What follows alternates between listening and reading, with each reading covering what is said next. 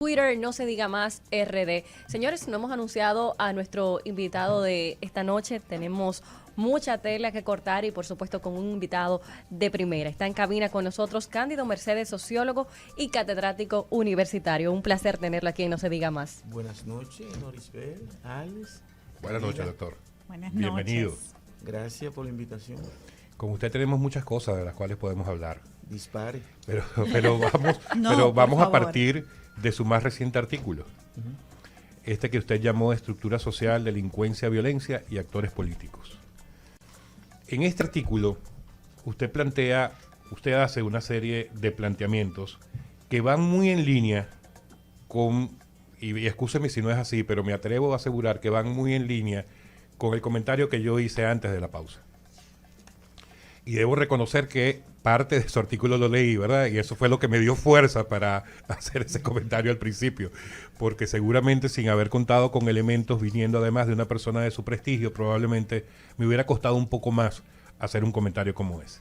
Pero en todo caso, vamos a partir por allí.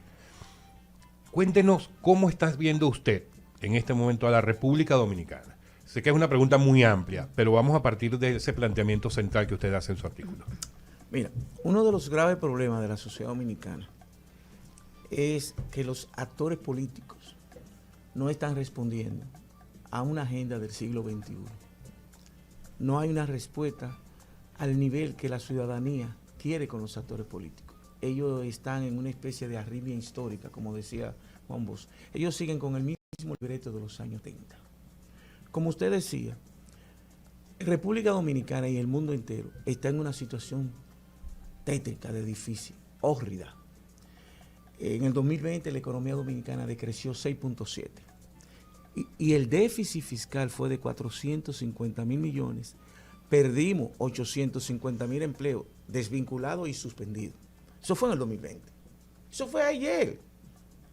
Pero a los actores políticos, acuérdense que la diferencia entre un político y un estadista, el político piensa en las próximas elecciones, 2024. Un estadista piensa en la próxima generación, haciendo las transformaciones que haya que hacer.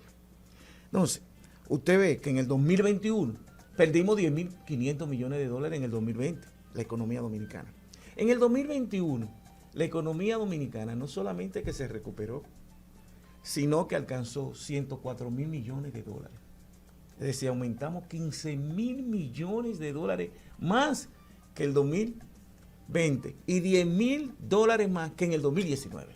La economía dominicana creció 12.3 con respecto al 2020, pero supóngase que eso es un rebote, porque compararlo con el 2020, pero si se compara con el 2019, la economía dominicana creció entre 4.7 y 5. Vamos a poner un ejemplo.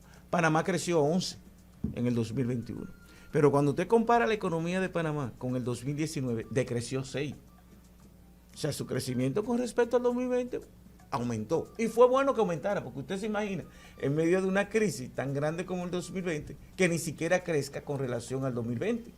Entonces, esa es la situación. Como usted decía, vienen de fuera, invitan por primera vez a un presidente dominicano al Foro Económico Global para que hable ese milagro económico, esa recuperación tan pronto. Lo invitan la Organización Mundial de la Salud para que diga qué pasó en República Dominicana, que fíjense, aquí estamos solamente dos que tienen mascarilla. Y ya aquí uno se enferma de COVID y es como una gripe. Pero eso no está sucediendo en todos los países del mundo. Entonces, tienen que venir de fuera a reconocer lo que República Dominicana ha hecho. Yo no estoy diciendo que estamos bien, pero fíjense que somos una sociedad pobre y vulnerable. Sin embargo, en República Dominicana no ha habido desabastecimiento. Y esa crisis de la inflación, el mundo entero está en inflación. Pero mire todos los eventos que han ocurrido. La pandemia. ¿Qué dice el Banco Mundial de la pandemia? Oigan lo que dice. La emergencia sanitaria traerá consigo una crisis social prolongada. América Latina, dice la CEPAL ahora, perdió 30 millones de seres humanos perdieron el empleo y más de 12 millones cayeron en la pobreza y 6% cayó en la indigencia. Eso es América Latina y nosotros no somos la excepción. Ese es el panorama. Entonces tú tienes una inflación que en gran parte es componente importado. Un petróleo, ya usted sabe. Por cada dólar que aumenta el petróleo, el barril de petróleo para República Dominicana, significan 50 millones de dólares anuales.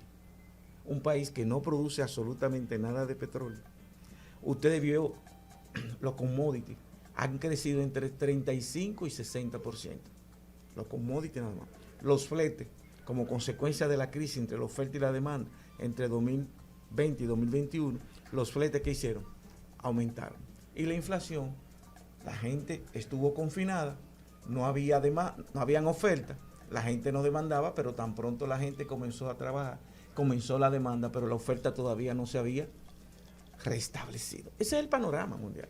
Y usted, si quiere ser un político serio, que no lo tenemos casi en República Dominicana, consecuente, y mucho me da pena, gente que pasaron dirigiendo el Estado, que hoy la experiencia debiera decirle que deberían ser más sosegados, más equilibrados y manejarse. Si no se manejaron como estadistas desde el poder, por lo menos desde la oposición, manéjate desde el Estado. Ahora, ¿qué es lo que ocurre? República Dominicana tiene una deuda social acumulada muy grande. Cuando usted oye hablar de violencia, de delincuencia, es cada cierto tiempo que nos rascamos la vestidura. ¿Y por qué, Cándido? Porque no hemos ido a la raíz, como decía José Martí, no hemos ido a la esencia. Los factores sociales que generan parte de esa delincuencia están ahí. Y ninguno, en los últimos 25 años, aquí no se ha hecho una sola reforma estructural. Por ejemplo, el desempleo es 15% en los jóvenes. En la sociedad ampliada, desempleo, pero en los jóvenes es 31%. República Dominicana tiene la tasa de Gini más alta de toda la región. Pero somos la novena economía de toda la región. La novena economía de toda la región. Y tenemos un 31% de jóvenes que no trabajan. El 28% más pobre de los jóvenes de República Dominicana solo terminan el bachillerato. Es decir, de cada 100 jóvenes pobres, solo 28 terminan. Pero la primaria, solo el 85% termina la primaria. En una sociedad del conocimiento y de la información, pueden tener grado de empleabilidad esos jóvenes que apenas terminaron la primaria y un 5% no sabe leer ni escribir. No. Ese es el panorama social. Entonces, cuando usted ahora salió, y lo invito a usted a entrar en Hogar, o yo se la mando ahí, ¿qué te dice? En Hogar te está diciendo que República Dominicana es una sociedad precapitalista, tradicional. 46% de la población dominicana no tiene agua en su casa, dentro de su casa. Por decirle, Pedernales llega promedio de horas, 6 horas promedio al día de agua. Puerto Plata, que es una zona turística, 10 horas. El Distrito Nacional y la provincia de Santo Domingo tiene 11 horas promedio de agua. Y hay sitios donde el agua llega 2 y 3 veces a la semana. Eso es una sociedad de comienzo del siglo XX para el mundo moderno. Nosotros no hemos conocido la modernidad. Solo un 30% de la población hemos tenido la suerte de estar en la modernidad y algunos en la posmodernidad. Ahora mire la desigualdad tan terrible. ¿Cuál es el promedio de ingreso en dólares del dominicano? Promedio, $8,332. Al año. Al año. Pero el 10%, Norisbel, el 10% más pobre, apenas recibe $1,708 anuales. Pero el 65% de los dominicanos y dominicanas no llegan al promedio del ingreso per cápita. ¿Están viendo la enorme desigualdad? Ahora bien, hay de nosotros que recibe el 10% más rico, $94,000 anuales. ¿Cuántas veces está contenido $94,000 en 1,708? Casi 76 veces. Ese es el panorama. Entonces, en Hogar, ¿qué te está diciendo? La delincuencia es en el 76% producto del desempleo, en el 30% producto de la pobreza y un 15% por falta de oportunidades de educación. Cuando usted busca la variable de niñas y adolescentes embarazadas, es el 21%, el más alto de toda la región. Oigan qué peligro. ¿Cuáles son las variables que inciden? Oigan esto. Educación, el 93% de esas niñas y adolescentes no habían terminado la primaria. Y el 96% es pobre. Es decir, que el embarazo en los adolescentes está ligado a dos variables importantísimas que no debería existir en el siglo XXI en su tercera década: educación y pobreza. Por ejemplo, ustedes que han viajado, ¿verdad? Cuando tú hablas de pobre en Europa, él es pobre, pero él tiene lo mínimo vital. A él no le da envidia, él no siente celo, porque a usted le ingresan 5 millones, pero yo tengo un buen transporte, yo voy a un hospital igual que el suyo, tengo salud, la educación, donde va el hijo suyo que es rico, va el mío. O sea, el Estado se preocupa porque los ciudadanos en los territorios tengan las mismas oportunidades y sean iguales. Claro, nunca vamos a ser iguales. ¿Por qué? Porque ahí está la individualidad de cada ser humano. Yo tengo 2 hermanas, criados por los mismos padres, nos dieron la misma alimentación, fuimos a la misma escuela, pero ellas dos no estudiaron igual que yo. Que ahí está la individualidad de cada ser humano. Ahora, ¿qué han hecho en Europa, en Estados Unidos, en muchos países? Esos pobres tienen el mínimo vital. Cuando tú dices pobre aquí, es que esa persona no tiene posibilidades de nada. Es más, socialmente no existe. Cuando tú tienes jóvenes que están desafiliados institucionalmente, no tienen empleo, no están estudiando, ¿qué da eso? Delincuencia. Cuando tú tienes una niña y un adolescente, teniendo niños, no sabe leer ni escribir. Oigan la suerte de una adolescente. Oigan la suerte, es un drama social. Lo voy a decir como sociólogo, pero me duele decirlo. Si tiene la suerte a trabajar por 5,000 pesos en una casa de apuestas, en una banca de esa. Si tiene la suerte, no estoy diciendo con ironía, si consigue un viejevo como yo, que la mantenga. Lo contrario, si consigue un empleo en una casa y ella está dispuesta a trabajar como empleada doméstica, y ya ustedes saben después la profesión más antigua de la humanidad. Claro.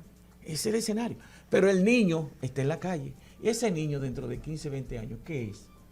Potencialmente. Un delincuente. Claro. Vieron todos los factores sociales que están ahí. Ahora, los que hemos tenido de gobernantes han hecho reformas estructurales. Miren que no.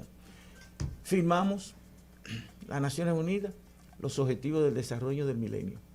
No cumplimos ni una, Norisbel y Karina, ni uno.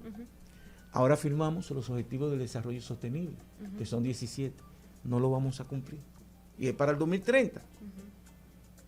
Nosotros estamos hablando de que el agua, que usted sabe que en el mundo moderno se resolvió a finales del siglo XIX, en República Dominicana la gente no tiene acceso al agua potable. Solo un 22% de la población dominicana tiene agua potable en las 24 horas del día, y porque tenemos tinaco, cisterna y una planta. Ese 22%. Sí. Usted ve el drama social tan profundo. No, y ahí es que está. Y un drama social que se agrava en nuestra mente si pensamos que son problemas estructurales que no pueden tener resultados haciendo las cosas bien hasta dentro de 20, 30 años. Es que mírelo y ahí. no hemos empezado. Y no hemos empezado. Pero mírelo ahí. ¿Qué hubiese pasado en términos positivos para la sociedad dominicana si Leonel Fernández, al llegar en el 1996 al gobierno, con 43 años, un hombre con visión, no talentoso, porque ahorita voy a explicar lo que es talento, con conocimiento, uno de los políticos más aventajados en términos de conocimiento de lo que debe ser un estadista, tiene las condiciones para ser estadista, pero no lo fue. Entonces, ese es el panorama. ¿Qué está ocurriendo? Él llegó en el 96, encontró la policía, supóngase que la encontró en 0. Pero si él hubiese trabajado y la deja en 20, y en el 2000 que llegó Hipólito hubiese trabajado y lo deja en 30, 40, de reforma, porque esto es un proceso. Y él vuelve y 8 años y la deja en 60 y 70, y viene Danilo y la deja en 80. ¿A dónde hubiese comenzado Abinader? En 80. Pero Abinader está compelido a comenzar prácticamente en 0. Entonces le estamos pidiendo a un presidente que ha llegado a gobernar en la peor crisis que haya tenido República Dominicana, No, el mundo. el mundo, Claro. ¿eh? Y entonces tú le estás exigiendo como que él tiene 8 años en el poder y como que no hay ninguna situación calamitosa. Miren la inflación, que es lo que más perjudica a los pobres. Pero, doctor, vamos a hacer una breve pausa allí. Vamos a dar la inflación para después de la pausa, que ya estamos retrasados con ella. Ya volvemos, amigos, con el doctor Cándido Mercedes en No se diga más a través de Rumba 98.5. Que no se diga más. Los hechos noticiosos que marcan tendencia en el país y el mundo, analizados a profundidad por Lorena Pierre, Karina Alarcón y Alex Barrios. No se diga más, una revista informativa para cerrar el día. No se diga más, de lunes a viernes a las 7 de la noche por Rumba 98.5. Información y variedad. Rumba 98.5, una emisora RCC Media. Pa' que no se diga más, pa' que no se diga más, pa' que no se diga más, pa' que no se diga más.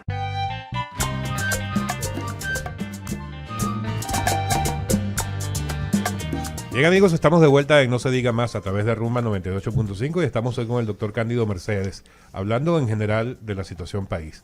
Doctor, iba a empezar a hablar usted de la inflación. Sí. Adelante. Sí, miren,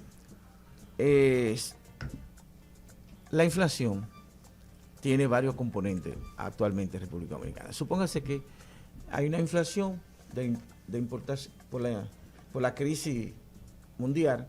Supóngase que tiene un 4, un 5% de peso, que es mucho, ¿verdad? Estamos hablando de un 50%. Pero se le olvida a los políticos decir la verdad, que es lo que uno le tiene que exigir, que sean rigurosos. Aquí hay una inflación. Primero, usted sabe que el Banco Central emitió 215 mil millones de pesos para recuperar la economía. Entonces, cuando tú pones la balanza, recuperamos la economía y los empleos, y eso conlleva 1 o 2% de inflación. Es preferible recuperar la economía, emitir los 215 mil millones, como hicieron todos los bancos centrales en el mundo. Número 1. Hay un componente ahí que es monetario. Número 2. Señores, nosotros estamos viviendo una sociedad donde los canales de distribución son atroz. ¿Qué estamos diciendo? Karina tiene una finca, produce plátano, y Karina se lo vende a Alex en 3 pesos. Pero los canales de distribución son 5 o 6. Y a usted como consumidora, Norisver, le llega a 30 pesos el plátano. Eso no se resuelve a corto plazo, esos canales de distribución. Eso es una decisión de Estado conjuntamente con los actores estratégicos, entiéndase los empresarios. Y número 3, nosotros tenemos aquí lo que se llama mercados oligopólicos. 2 o 3 manejan la mayoría de los negocios de República Dominicana. Aquí no hay lo que existe en el capitalismo perfecto, competencia perfecta. Aquí Norisver es amigo suyo, o usted se casó con una hermana de ella, ustedes en un restaurante se ponen de acuerdo y aumentan los precios. Eso no se puede en una economía de competencia perfecta. Aquí, por ejemplo, supóngase que X o Y supermercado decide hacer lo que se llama en estrategia empresarial, estrategia vertical hacia adelante. Es decir, él decide cosechar plátano, chivo, vaca y todo eso. Y él también tiene los camiones, el supermercado, para ir a comprar todo aquí, para ir a buscarlo. Por lo tanto, a él le sale 100% menos que a cualquier otro competidor. ¿Vende ese supermercado en términos de competencia para desaparecerle al competidor? No. Lo vende al mismo precio que ¿quién? ¿Qué es su competidor? Que el otro competidor que vende a precio mucho más, Claro. ¿perjudicando a quién? Al consumidor. Porque en el capitalismo lo que se hace es sacar al otro del mercado porque produce con costo muy alto, es decir, es ineficiente, y por lo tanto yo con tecnología de alta generación produzco a menor costo y por lo tanto puedo vender a precio mejor y desaparece al competidor. Aquí no. Aquí lo que hace es que obtiene una máxima de plusvalía como consecuencia de que él es más eficiente tiene una estrategia vertical tanto hacia adelante como hacia atrás. Y eso hace que haya un componente de inflación también alto. Y lo último es que en todos los países no tiene el mismo nivel de impacto cada bien o servicio que impacta para cada país. Por ejemplo, no es lo mismo el aumento del petróleo para Ecuador que para República Dominicana, Claro. ni para México, para que ustedes entiendan. ¿Me entienden? Porque ellos son productores de petróleo y nosotros todo lo importamos. No es lo mismo, usted que conoce más que yo a Venezuela, que aumente el petróleo. Al contrario, Venezuela estaría contento que aumente en este caso el petróleo, ¿ves? El impacto. No es lo mismo el aumento del trigo para República Dominicana que para Chile o Argentina. O sea, entonces, cada uno de esos componentes que han aumentado su precio de importación, para cada país tiene un impacto, un valor distinto. Sin embargo, políticos que son inteligentes, más inteligentes que nosotros, supónganse, te hablan de la inflación como que es producto del gobierno. Ahora les voy a decir una cosa. Una gente puede tener mucho conocimiento, mucha experiencia, muchas habilidades y no ser talentoso. Los ojos suyos me dicen, explíquese mejor. Explíquese mejor, por favor. Talento es la suma de conocimiento, habilidades, experiencia y comportamiento. Si su comportamiento no refleja esos conocimientos, esas habilidades y esa experiencia, a mí no me sirve de nada. ¿Qué decía Simón Bolívar? El talento sin probidad es un azote. Es un azote. Así mismo. Entonces, ¿qué es lo que está pasando? La sociedad dominicana requiere políticos más decentes. Mire para que usted vea. En estos días, ya, para que ustedes vean lo que es la partidocracia. En estos días salió en un periódico de circulación nacional. Los partidos políticos tienen inscritos en sus padrones 8.050.500.000. Pero no hay en la Junta Central Electoral el padrón que va a votar para el 2024 no llega a 8.500.000. ¿Dónde le cabe a una gente que va a haber más gente inscrita en los padrones de los partidos? ¿Qué gente que va a votar? Que gente que están inscritas en la Junta. No es inaudito. Esa es la clase política que tenemos nosotros, tan atrasada. Mira, definitivamente ahorita se hablaba de los gobiernos del doctor Leonel Fernández y de todas las situaciones con la delincuencia que existían en esos momentos. Ahora, no es menos cierto que de abril a la fecha, en República Dominicana ha incrementado una ola de violencia que anteriormente nosotros, particularmente, los que hemos vivido aquí en República Dominicana, no habíamos visto. O sea, ciertas situaciones, sicariatos, cosas un poco extrañas, tal vez a los ojos de todos nosotros, y eso es lógico. Entonces, en ese sentido, ¿qué hacer? O sea, ¿qué podría hacer el gobierno? ¿Qué podríamos hacer nosotros los ciudadanos para tratar de buscar un poco de sosiego y tranquilidad ante esta incertidumbre que tenemos diariamente? Yo estoy en un proceso que yo escucho un motor y automáticamente estoy nerviosa. Tiene motorofobia. Exactamente. Sí. Tengo fobia a los motores. Sí. Pero eso nos está pasando casi a todos. Sí.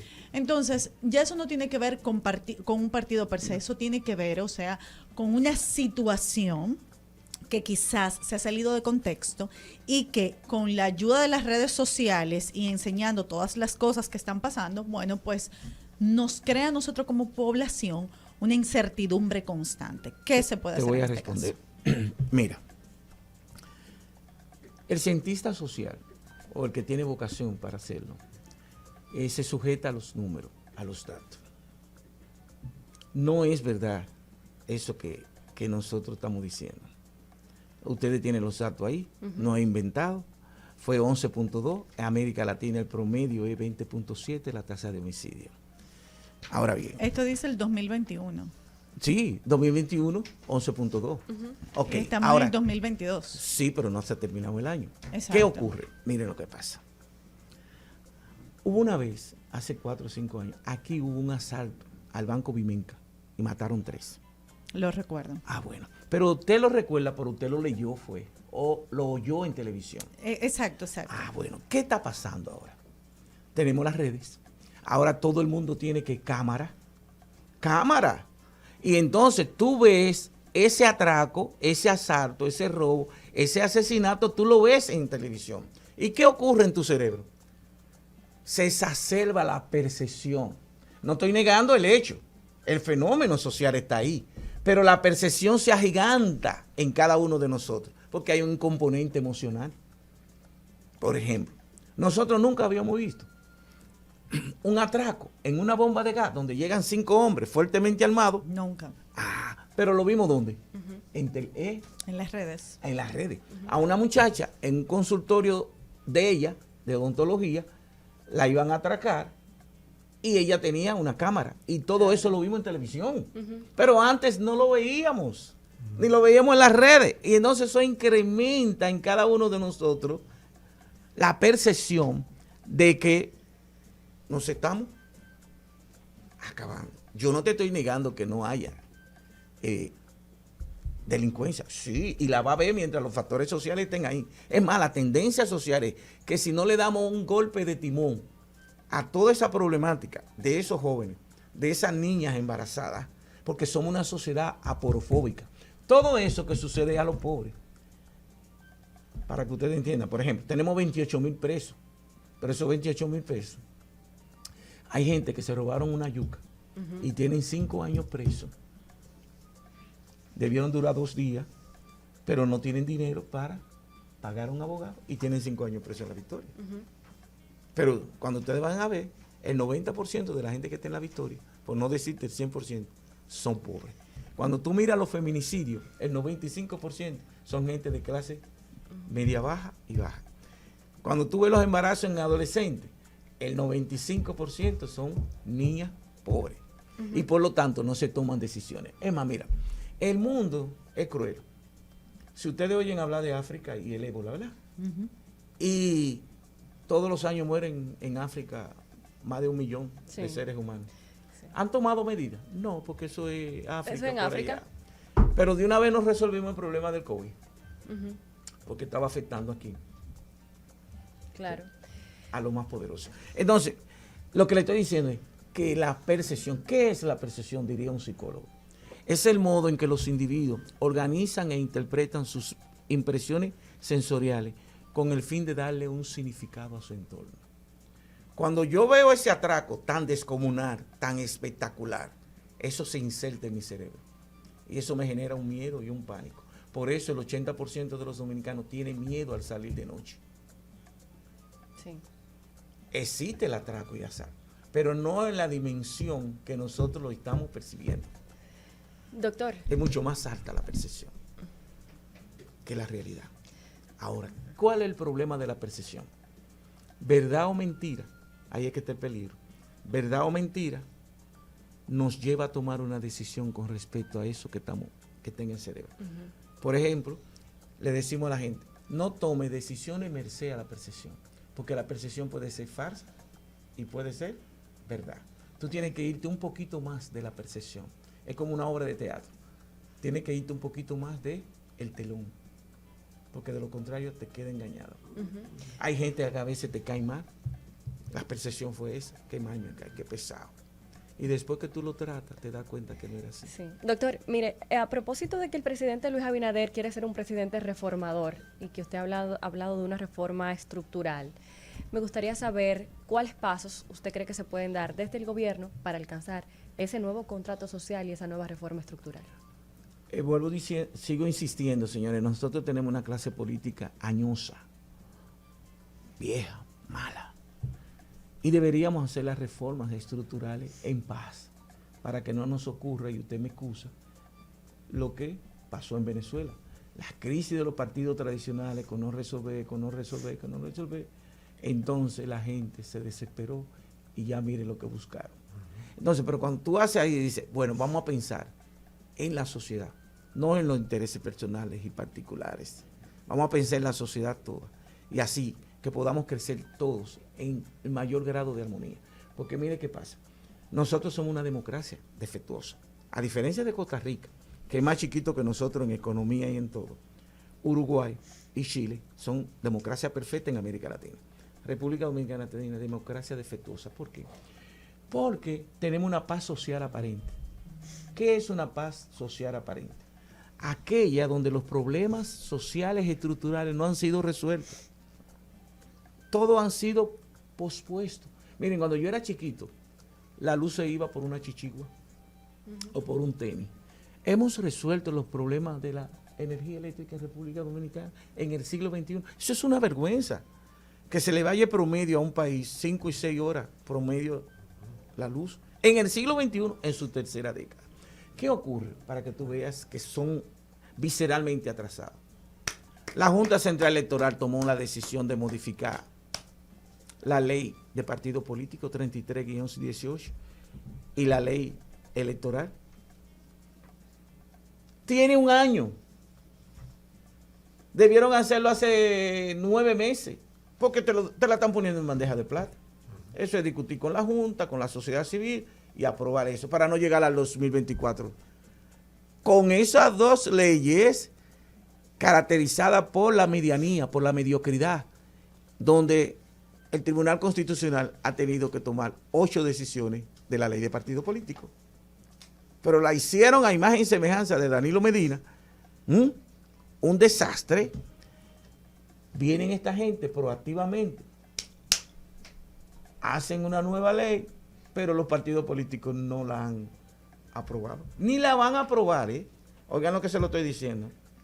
Ni la van a aprobar. Y vamos a ir a las elecciones con esa misma ley, donde los partidos políticos van a seguir haciendo su desastre. De hecho, ustedes ven que hay campaña y está prohibido. Y eso pareciera ser lo más grave de todo, doctor, que ante un panorama como el que tenemos, los problemas estructurales que tenemos, las posibles consecuencias que ya desde ya pudieran verse si esto sigue escalando. Si la tendencia sigue. Correcto. Y justamente en un momento en el que se requeriría que todas las organizaciones, partidos, se sentaran alrededor de una mesa para llevar adelante este tipo de cambios y transformaciones, si se está pensando en el país, resulta que lo que está ocurriendo todavía a 2 años de las próximas elecciones es en una campaña política basada en esta serie de argumentos, que lo que hacen por un lado es engañar a la gente, pero por otra aumentar ese tipo de percepciones y de brechas que no reflejan precisamente pero, el pensamiento en la República Dominicana. Decía, eso es serio decir que Abinader no sabe gobernar. No, yo lo he dicho que no. Por eso, mírenlo ahí. No, por eso que estoy de acuerdo con usted.